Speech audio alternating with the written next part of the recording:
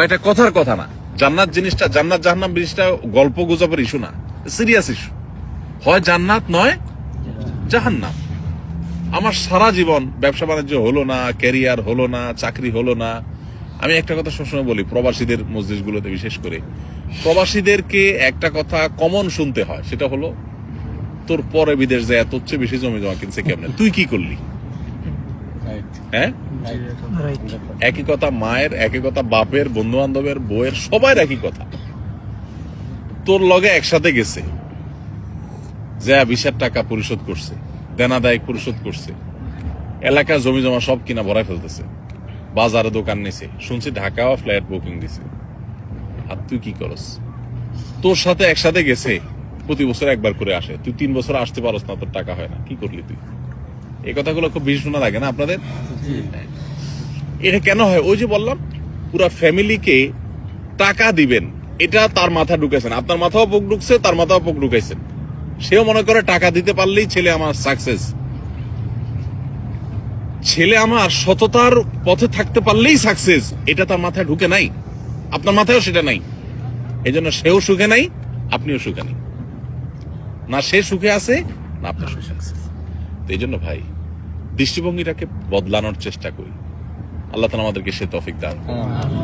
আমরা এই প্রবাস জীবনে যতদিন থাকবো, আল্লাহর আদেশ নিষেধ মেনে পরিপূর্ণ এবং খাঁটি মুসলমান হওয়ার চেষ্টা করব। আমার জীবন চলে যাবে, ফজর নামাজ মিস হবে না জামাতের সাথে।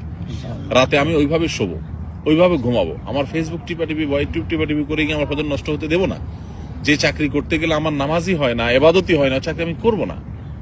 এখানে আপনাদের জন্য কত সহজ ভাই, যারা ইউরোপ, আমেরিকা, পশ্চিমা দেশগুলোতে চাকরি করে, শতকরা কত % মানুষ হালাল চাকরি করতে পারে সেটা একমাত্র আল্লাহ ভালো জানেন।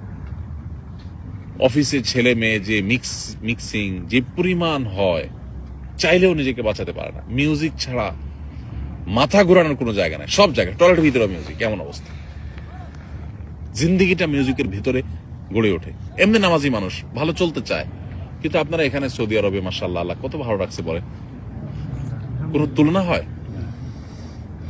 হাজারটা দুঃখ হয়তো আপনার থাকতে পারে, কিন্তু আপনি এখানে উপার্জন করতে গিয়ে ভেজাল পৃথিবীর যে কোনো দেশের তুলনায় সবচেয়ে কম ভেজাল। ভেজাল ছাড়া তো পৃথিবী কোথাও নাই, কিন্তু অন্য দেশের সাথে কম্পেয়ার করলে আল্লাহ আপনাকে জান্নাতে রাখছেন এখনো। এই নিয়ামতের শুকর আদায় করবেন। আমাদের ভাইরা যারা রেস্টুরেন্টে, এখানে যে ভাইয়ের রেস্টুরেন্ট আছে, আরো অনেকে রেস্টুরেন্টের সাথে এখানে ইনভলভ আছেন মাশাআল্লাহ। ইউরোপ আমেরিকাতে রেস্টুরেন্ট মানে কি? বার, মদের বোতল থাকতেই হবে, হ্যাঁ, হারাম থাকতেই হবে। তো আল্লাহ তাআলা তো আমাদেরকে সেফ রাখছেন, তাই না? এখন বাকিটুকু নামাজের ব্যাপারে গুরুত্ব আরোপ করা, হালাল হারাম মেনটেন করা, পরিবারের হক আদায় করা, কারোর হক নষ্ট না করা, আল্লাহকে ভয় করে চলা, বাস। পরিবারের সদস্য সবাইকে এভাবে গড়ে তুলতে পারি, দুনিয়াটা জান্নাত হয়ে যাবে ইনশাআল্লাহ।